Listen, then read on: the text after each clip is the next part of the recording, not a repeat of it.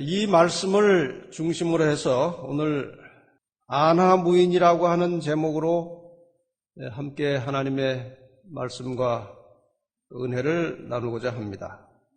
시편 118편 6절과 7절 말씀을 보겠습니다. 여호와는 내 편이시라. 내게 두려움이 없나니 사람이 내게 어찌할꼬. 여호와께서 내 편이 되사 나를 돕는 자 중에 계시니 그러므로 나를 미워하는 자에게 보응하신 것을 내가 보리로다. 안하무인이라고 하는 말을 다 잘 압니다. 별로 그렇게 썩 좋은 말이 아닙니다. 이 말을 사전에서 찾아보면 눈 아래에 사람이 없다는 뜻 그렇게 되어 있고, 또 다른 설명으로는 방자하고 교만하여 남을 업신여김을 이르는 말 그렇게 되어 있습니다. 좀 이 속어적으로 표현하면 눈에 뵈는 게 없다 그런 것입니다. 쉽게 말하면 그런 뜻입니다. 이 안하무인이라는 말과 비슷한 말로 안중무인이라는 말도 있습니다.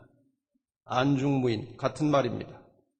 원래는 이 말들이 좋지 않게 쓰이는 말이지만 오늘 저는 이 말을 사람의 말보다는 하나님의 말씀을 존중하며 살아가는 사람들, 그래서 눈에 보이는 사람을 두려워하지 않고 눈에 보이지 않는 하나님을 두려워하며 신뢰함, 그것을 안중무인의 뜻으로, 안하무인의 뜻으로 일단 풀어보겠습니다.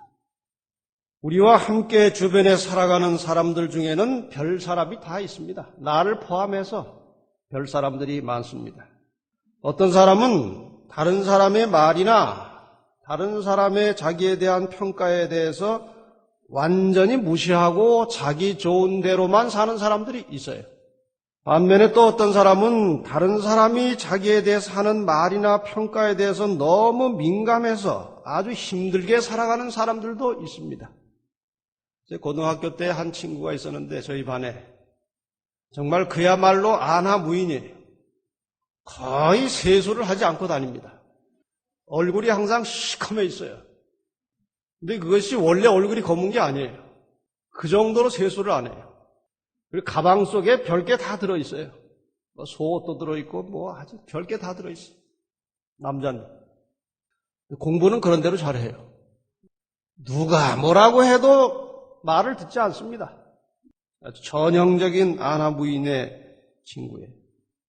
또 어떤 사람들은 또 정반대입니다. 너무 남에 대하여 또 남이 나를 어떻게 볼까? 거기에 그냥 온 신경을 집중하고 살아가는 사람들도 있고 참 천태만상입니다. 그리스도인들은 어떤 모습으로 살아야 할 것인가? 그리스도인들은 사람을 존중하고 하나님을 두려워하며 사는 것이 성서적 가르침입니다. 하나님을 두려워한다는 것은 하나님을 무서워하라는 것이 아니고 하나님을 경외하고 하나님을 예배하고 하나님을 순종하는 것을 하나님을 두려워한다. 성경은 그렇게 표현하고 있습니다. 또 한 단어를 좀 소개하고 싶습니다. 관조라는 말이 있습니다. 관조. 이 관이라고 하는 것은 본다는 것이고 이 조라고 하는 것은 비춘다 그런 뜻입니다.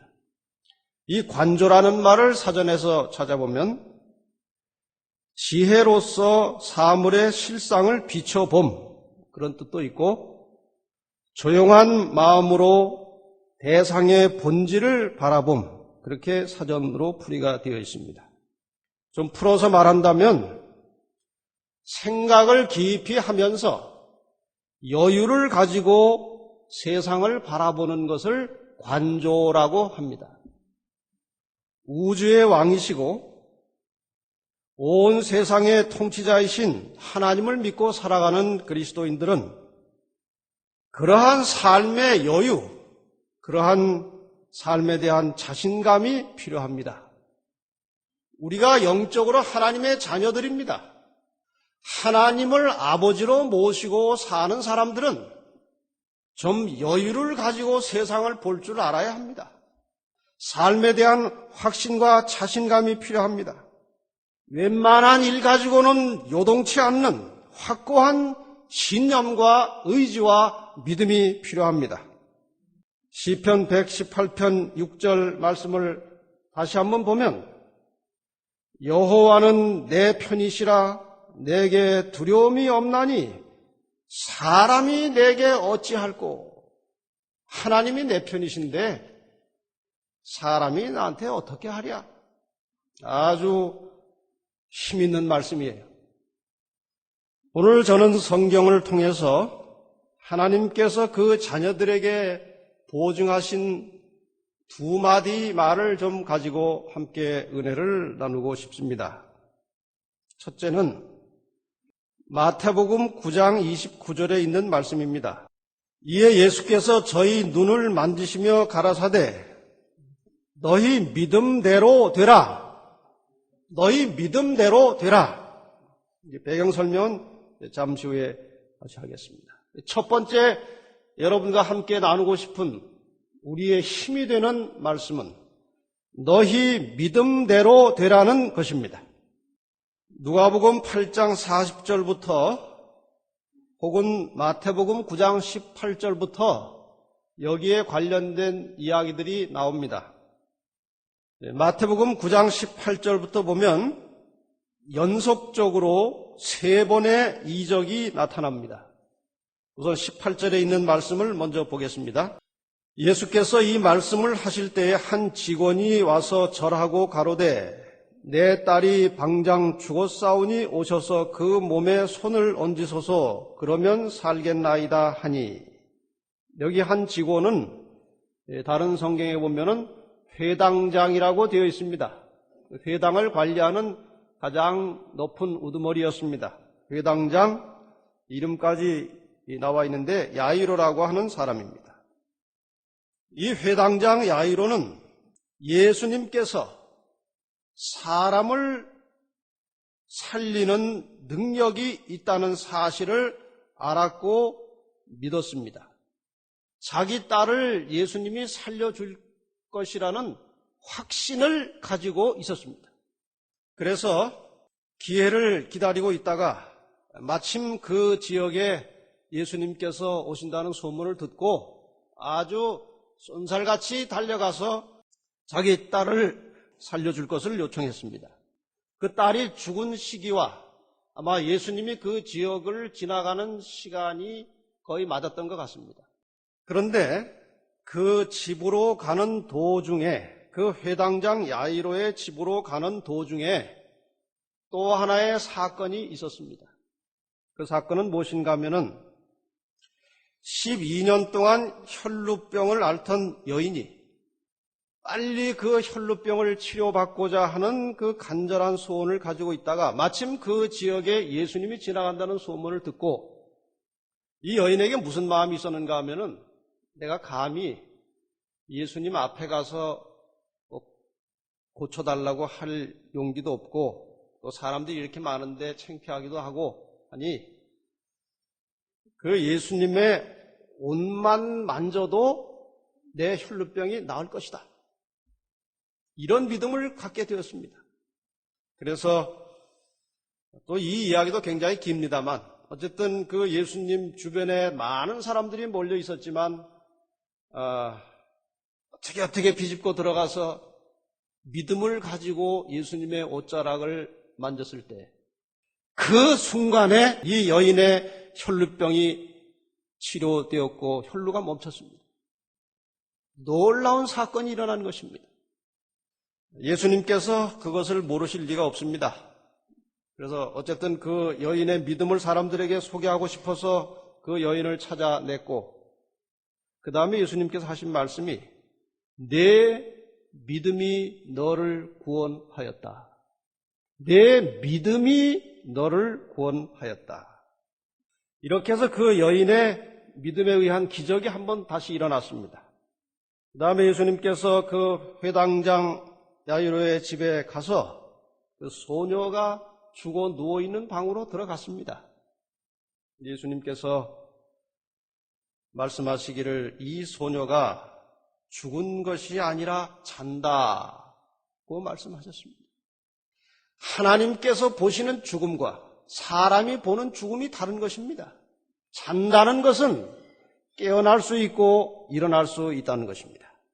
그런데 이 소녀가 살아난 것은 그 소녀 자신의 믿음이 아니었고 누구의 믿음 때문에 살아났습니까? 아버지의 믿음 때문에 살아났습니다. 죽은 딸이 아버지의 믿음 때문에 살아났습니다. 예수님께서 그 죽은 소녀 아이를 일으켜내신 것입니다. 그 다음에 이 예수님께서 거기서 죽은 아이를 살리시고 다른 곳으로 또 가시는 중에 또 한 사건이 일어났습니다. 두 소경이 예수님을 따라오면서 소리를 질렀습니다.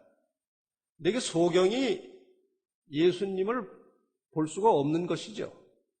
근데 아마 예수님에 대해서 깊은 관심을 가지고 있다가 그 동네로 지나간다는 소문을 들었습니다. 그래서 이 기회를 놓치면 평생 눈멀게 살 것 같았습니다. 그래서 기회를 적당하게 가지고 있다가 아마 누가 사람이 도와줬을지도 모르겠습니다. 예수님이 지나가는 길목에서 소리를 질렀습니다. 마태복음 9장 27절에 보면 뭐라고 소리를 질렀는가 하면은 다윗의 자손이여 우리를 불쌍히 여기소서. 다윗의 자손이여 우리를 불쌍히 여기소서. 이 다윗의 자손이라고 하는 것은 그분이 메시아이심을 믿고 인정한다는 것입니다. 일반 바리새인들이나 유대인들은 좀처럼 예수를 다윗의 자손이라고 잘 부르지 않습니다. 인정하기가 싫은 것입니다.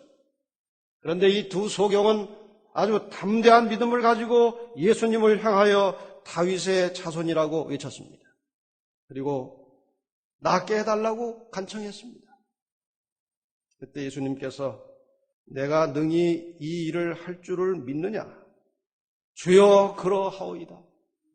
주님께서 우리의 눈을 뜨게 하실 것을 우리는 믿습니다. 그때 예수님께서 그들의 눈을 만지시면서 너희 믿음대로 되라. 눈이 떠졌을까요? 네. 그 순간에 눈이 떠졌습니다. 이 세 사건은 철저하게 믿음에 의해서 일어난 기적들입니다. 그렇지 않습니까? 첫 번째 일어난 혈루병 앓는 여인의 그 치료도 정말 대단한 믿음을 가졌던 것입니다. 옷자락만 만져도 내가 나을 것이다.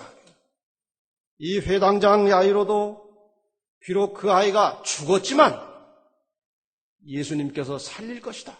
믿었습니다. 두 소경도 예수님께서 저들의 눈을 뜨게 하실 것을 믿었습니다. 믿음에 의해서 기적이 일어났습니다. 여기 시대의 소망 347페이지에 보면 이런 말씀이 있습니다. 신앙에 관하여 경박하게 말하거나 줄인 심령과 산 믿음 없이 기도하는 것은 아무런 소용이 없다. 여러분, 이 말씀을 좀 진지하게 잘 들으시길 바랍니다. 신앙에 대하여 경박하게 말하거나 줄인 심령과 산 믿음 없이 기도하는 것은 아무런 소용이 없다. 기도할 때 정말 간절하고 애절하고 탄원하는 심령으로 하나님께 메어 달릴 때에 그 기도와 믿음의 효력이 나타나는 것입니다. 그리스도를 단순히 세상의 구주로 받아들이는 명목상의 믿음은 결코 심령의 치유를 가져올 수 없다. 그냥 막연하게 예수님 나의 구주이시다. 이 정도의 막연한 믿음 가지고는 내 심령에 치유하는 역사가 일어나지 않는다는 것입니다. 구원에 이르는 믿음은 단순히 진리에 대한 지적인 동의가 아니다. 머리로 인정하는 것 자체가 구원받는 믿음이 아니라는 것입니다. 진정한 믿음은 생명이다. 진정한 믿음은 생명이다. 여러분, 하나님의 말씀을 생명처럼 소중히 여기고 믿으시기를 바랍니다. 진정한 믿음의 역사는 생명을 불러일으키는 것입니다. 믿음이라고 하는 것은 우리의 손이 생명의 근원과 접촉되는 것입니다. 하나님의 살아계심과 그분이 인간을 향해서 약속하신 모든 말씀을 믿음으로 그 약속의 모든 결과를 나의 소유로 만드는 것입니다. 그래서 믿음은 관념이 아니라 행동하는 것입니다. 너는 내 것이라는 이사야 43장 1절의 말씀을 믿을 때에 하나님께서 우리에게 나에게 너는 내 것이라고 말씀하실 때 그 말씀을 믿으면 즉시로 하나님의 소유가 되고 하나님의 자녀가 되는 것입니다. 그래서 하나님의 자녀가 됨으로 하나님의 나라를 받을 수 있는 상속자의 권리를 얻게 되는 것입니다. 하나님의 소유가 나의 소유가 되고 하나님의 생명이 나의 생명이 되는 것입니다. 빌립보 4장 19절에 나의 하나님이 그리스도 예수 안에서 영광 가운데 그 풍성한 대로 너희 모든 쓸 것을 채우시리라. 이 말씀은 어떠십니까? 나의 하나님이 그리스도 예수 안에서 영광 가운데 그 풍성한 대로 너희 모든 쓸 것을 채우시리라. 믿으십니까? 이 말씀을 100% 믿고 신실하고 정직하게 살면 그 말씀이 나의 삶을 통해서 이루어지는 것입니다. 안식일을 지키면 당장 먹고 살 길이 끊어지고 안식일에 공부를 안 하고 학원을 안 가면 학력이 떨어지고 당장 큰 손실을 볼 것 같지만 그러나 말씀에 먼저 순종할 때 길은 열리게 되어 있습니다. 그것이 우선입니다. 그것이 믿음입니다. 제 친구 목회자 중에 한 친구의 아들이 공부를 꽤 잘했습니다. 저기 호남 삼육고등학교를 졸업했는데 초태는 꽤 아주 상당히 가능성이 있었는데 초태는 안 되고 다시 이제 재수를 해서 서울 의대에 들어갔습니다.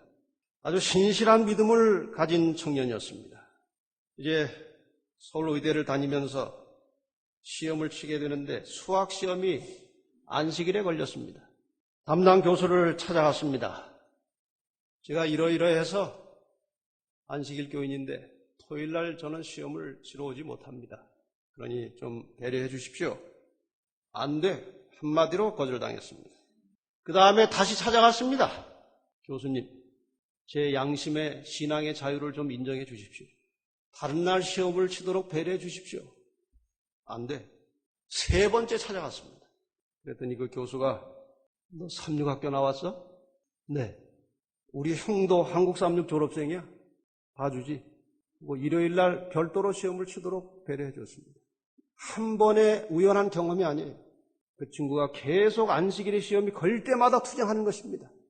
믿음으로 투쟁하는 것입니다. 그런데 다 해결이 되어 간다는 것이에요. 친구들의 눈치를 보지 않았습니다. 이단교에 다니는 이상한 친구가 또 시험 맞아 그래가지고 참 골치 아픈 존재다. 친구들이 혹시 그렇게 볼지라도 상관하지 않았습니다. 교수와의 관계보다 하나님과의 관계를 더 중시했습니다. 이런 의미에서 이 청년은 아나무인이에요. 안중무인입니다. 하나님의 뜻이 우선입니다.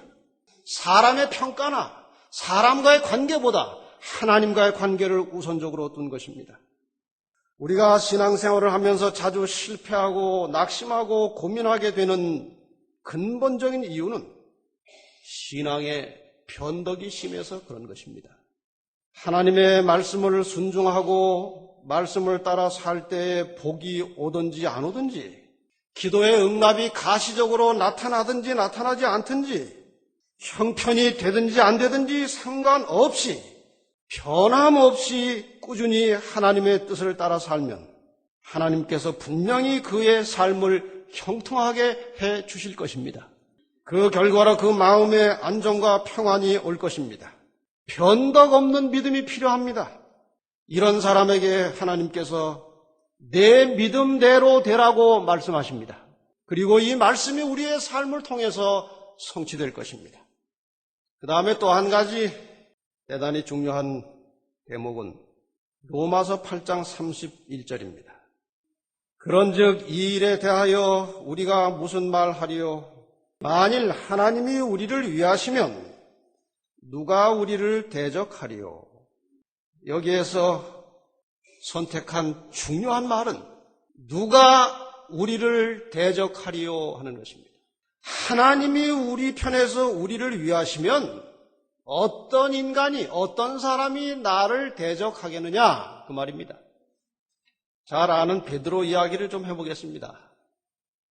베드로가 예수님으로부터 처음 부르심을 받았을 때의 그 상태는 그냥 외관상 물건으로 말하자면 별로 쓸모가 없는 사람이었습니다. 신분도 천하고 가난하고 게다가 또 성격은 나서기 좋아하고 잘난 척하고 성급하고 또 예수님의 생애의 그 마지막 부분에 가서는 아주 비겁하기까지 한 정말 뭐 하나 제대로 내놓을 것이 없는 사람처럼 보이는 그런 사람이었습니다. 예수님께서 이제 잡히셔서 신문당할 때 그 예수님의 상태에 대해서 마태복음 26장 67절과 68절에 이렇게 기록하고 있습니다. 이에 예수의 얼굴에 침 뱉으며 주먹으로 치고 혹은 손바닥으로 때리며 가로되 그리스도야 우리에게 선지자 노릇을 하라.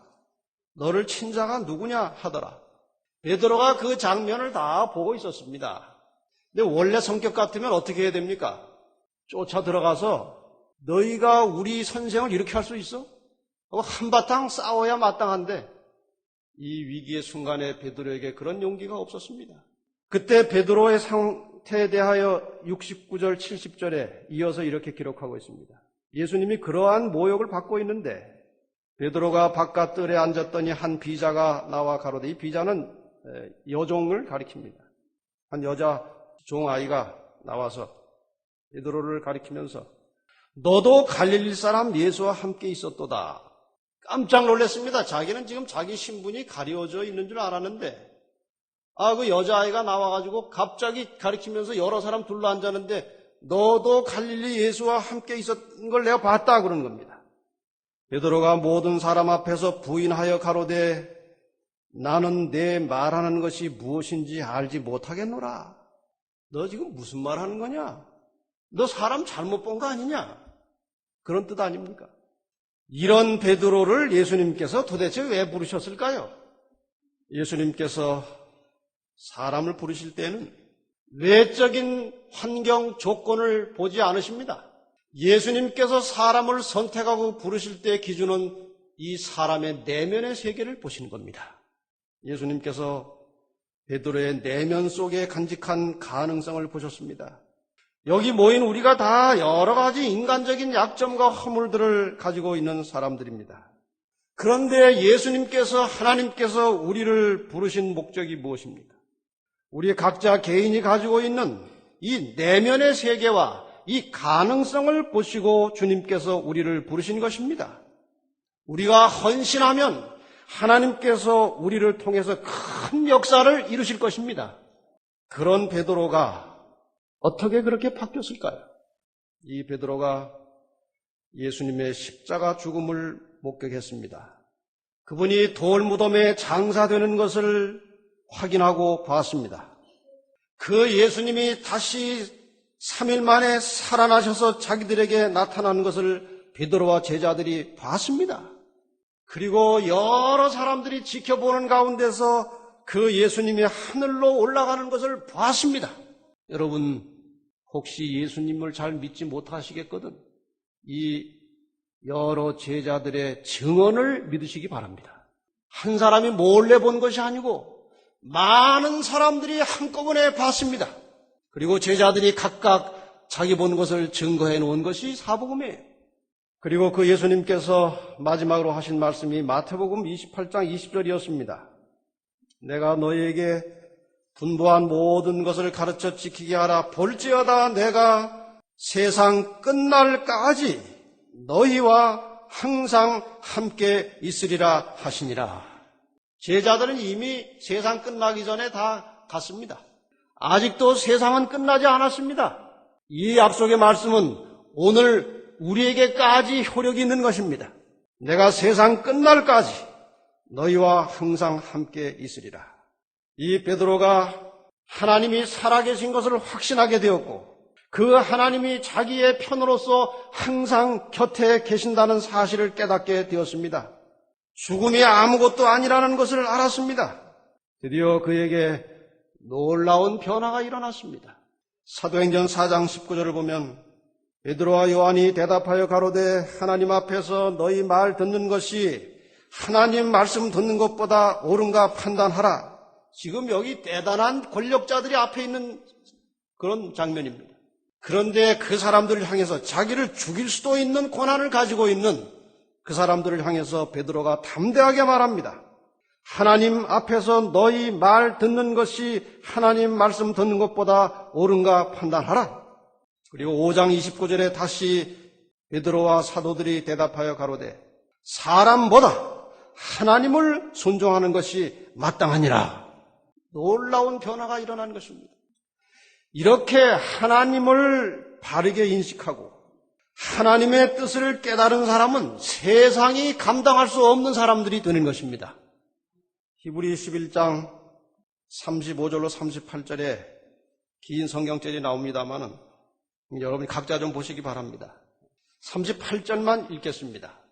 이런 사람은 다시 말해서 아무리 핍박을 받고 고난을 받고 죽음의 위험에 처할지라도 하나님에 대한 믿음이 변절치 않는 사람, 38절에 말씀하시기를 이런 사람은 세상이 감당치 못하도다.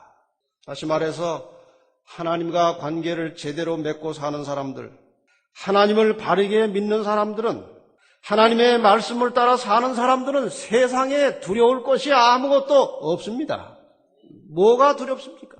내가 하나님께 대한 올바른 믿음을 가지고 그 말씀에 충실하게 살고 있다면 사람이 나를 어떻게 보느냐, 사람이 나에 대하여 어떻게 말하느냐, 그것은 별로 중요한 것이 아니고 아무 의미가 없는 것입니다. 전도서 7장 21절에 참 재밌는 말씀이 하나 있습니다. 무릇 사람의 말을 들으려고 마음을 두지 말라. 염려컨대 내 종이 너를 저주하는 것을 들으리라. 참 말씀이 의미가 있죠? 사람이 나에게 대하여 무슨 말 하는가에 대해서 너무 마음 두지 말라 이거예요. 그런데 마음 쓰다가는 무슨 소리까지 듣는다고요? 종이 너를 저주하는 소리도 듣는다. 사람이 별말을 다 하고 사니까 사람이 말하는 것에 대해서 관심 쓰지 말라. 제가 연합회에 있을 때에 나름대로 열심히 일을 했는데 저는 스스로는 욕먹을 일을 하지 않는다고 생각하고 일했어요. 근데 그것이 착각이었습니다. 먼저 내가 스스로 깨닫지 못하는 개인적 약점이 저에게 있습니다. 저도 잘 모르는 약점이 있어요. 다른 사람에게 느낌이 갑니다. 그 다음에 사람들의 생각이 각각 다르기 때문에 제가 하는 일이나 말에 대해서 반응이 다 달라요. 그것이 좋은 일이냐 나쁜 일이냐 옳은 일이냐 그런 일이냐에 의해서 말이 오는 게 아니고 그 해당되는 사람들이 자기에게 맞지 않으면 비난이 나오는 것입니다. 어쩔 수가 없어요, 그것이. 우리 목회자들 사이에서 60%라는 말이 있습니다. 60%. 60%가 뭔지 아십니까? 교회 가면 전 교인이 다 좋아할 목회자는 이 세상에 아무도 없다. 60% 정도만 지지하면은 좋은 목사다. 그러니 뭐라 그러는 건 너무 신경 쓰지 말고 성실하게 하자. 그런 얘기가 있습니다. 이 말은 누구나 사람은 이런저런 말을 듣고 사는데 누구도 비난을 받고 살았느냐 하면 예수님도 비난받고 살았습니다. 요한복음 15장 18절 19절 보면 세상이 너희를 미워하면 너희보다 먼저 나를 미워한 줄을 알라. 너희가 세상에 속하였으면 세상이 자기의 것을 사랑할 터이나 너희는 세상에 속한 자가 아니요 도리어 세상에서 나의 택함을 입은 자인 고로 세상이 너희를 미워하느니라. 사람이 나를 어떻게 생각하느냐 보다 하나님이 나를 어떻게 보실 것인가를 마음에 두고 사시기를 바랍니다. 이런 의미에서 우리의 생활 속에 아나 무인의 신앙이 필요합니다. 그렇다고 예의도 상식도 매너도 원만한 인간관계도 필요 없다는 말이 아닙니다. 그리스도인은 지극히 정상적이고 평범한 일상 속에서 진리를 추구하는 사람들입니다. 그러나 사람을 두려워할 필요가 없습니다. 뿐만 아니라 그리스도인은 궁극적으로 죽음을 초월한 사람들입니다. 로마서 8장 1절과 2절에 보면 그러므로 이제 그리스도 예수 안에 있는 자에게는 결코 정죄함이 없나니 이는 그리스도 예수 안에 있는 생명의 성령의 법이 죄와 사망의 법에서 너를 해방하였습니다. 그리스도 예수 안에 있는 자에게는 정죄함이 없다는 말은 죄의 결과를 묻지 않는다는 것입니다. 죄의 결과는 죽음이에요. 그러므로 그리스도 예수 안에 있는 자들은 사망의 법으로부터 해방되었다고 말씀하십니다. 여러분 이 말씀을 믿으십니까? 사망의 덫에서 벗어난 사람들입니다. 영원한 생명을 가지고 있는 사람들입니다. 여러분 잊어버리지 않게 한 가지 비유로 이 사실을 설명드리고 마치겠습니다. 우리는 영원한 생명을 정기 예금으로 맡겨놓고 사는 사람들입니다. 적금이 아니에요. 적금은 매달 집어넣어야 됩니다. 근데 우리의 영생은 우리의 선한 행실과 우리의 믿음에 의해서 적립되는 적금 형식이 아니에요. 그리스도 안에 들어오는 순간에 이미 영생이 온 것입니다. 이 영생을 우리가 이제 정기 예금으로 맡겨놨는데 만기일이 언제입니까? 재림 때예요. 이 정기 예금의 만기일은 재림 때입니다. 그때 찾을 수 있는 거예요. 확실하게 찾을 수 있는 것입니다. 그리스도 안에 있는 자에게는 정죄함이 없고 사망의 법에서 해방되었기 때문에 그 영원한 생명이 맡겨져 있는 것입니다. 그래서 그리스도인들은 그 정기 예금으로 들어가 있는 영생이라고 하는 그 예금에 이자만 가지고도 멋있고 풍요로운 삶을 살 수 있어요. 이게 엄청난 것을 맡겨놓은 것이거든요. 그 이자만 해도 굉장한 겁니다. 그 이자라고 하는 것이 무엇입니까? 대부분의 사람들이 가지고 있는 이 두려움이라고 하는 것은 죽음에 대한 두려움입니다. 그리고 대부분의 걱정과 염려는 생명을 보존하기 위한 것입니다. 그런데 그 보존이라고 하는 것도 잠시 연장되는 것뿐이지 모두가 다 결국은 무덤으로 갑니다. 어떻게 따지면 이 죽음에 대한 두려움과 혹은 생명 보존에 대한 근심 걱정은 필요 없는 것인데 하고 있어요. 영생을 정기 예금시켰을 때 받게 되는 이자는 이런 것입니다. 죽음에 대한 두려움을 극복할 수 있는 것입니다. 왜 극복할 수 있습니까? 만기가 되면 뭘로 찾을 수 있어요? 영생으로 찾을 수 있기 때문에 현세에서 죽음에 대한 두려움을 극복할 수 있는 것이 그 이자입니다. 두 번째, 생명을 보존하기 위한 염려와 투쟁을 초월할 수 있습니다. 살다가 기껏해야 죽는 것 이상 하겠습니까? 근데 죽어도 벌써 정기예금이 영생으로 되어 있기 때문에 별로 문제가 없어요. 그러니까 온갖 근심 걱정으로부터 벗어날 수 있는 것입니다. 그 다음에 나오는 이자는 그 결과로 감사와 기쁨과 심령의 평강을 얻을 수 있는 것입니다. 얼마나 멋있어요. 세상에 겁날 것이 없어요, 우리가. 시편 31편 24절에 말씀하십니다. 강하고 담대하라, 여호와를 바라는 너희들아. 요한복음 16장 33절에도 같은 말씀이 나옵니다. 이것을 너희에게 이름은 너희로 내 안에서 평안을 누리게 하려 함이라. 세상에서는 너희가 환난을 당하나 담대하라, 내가 세상을 이기었노라 하시니라. 가려뽑은 기별 3권 162페이지에 우리는 주님이 과거 우리의 역사에서 우리를 인도하신 방법과 그분의 가르침을 잊는 것 외에는 미래에 대하여 두려워할 것이 전혀 없다. 여러분, 담대한 믿음을 가지고 사시기를 바랍니다. 사람을 두려워하지 말고 하나님의 말씀에 경외심을 가지고 순종할 때 우리의 생활은 놀라운 변화가 올 것입니다. 그러한 사람들에게 하나님께서 말씀하십니다. 너희 믿음대로 되라고 말씀하십니다. 하나님께서 우리의 편에 계시니 누가 감히 우리를 대적하겠습니까?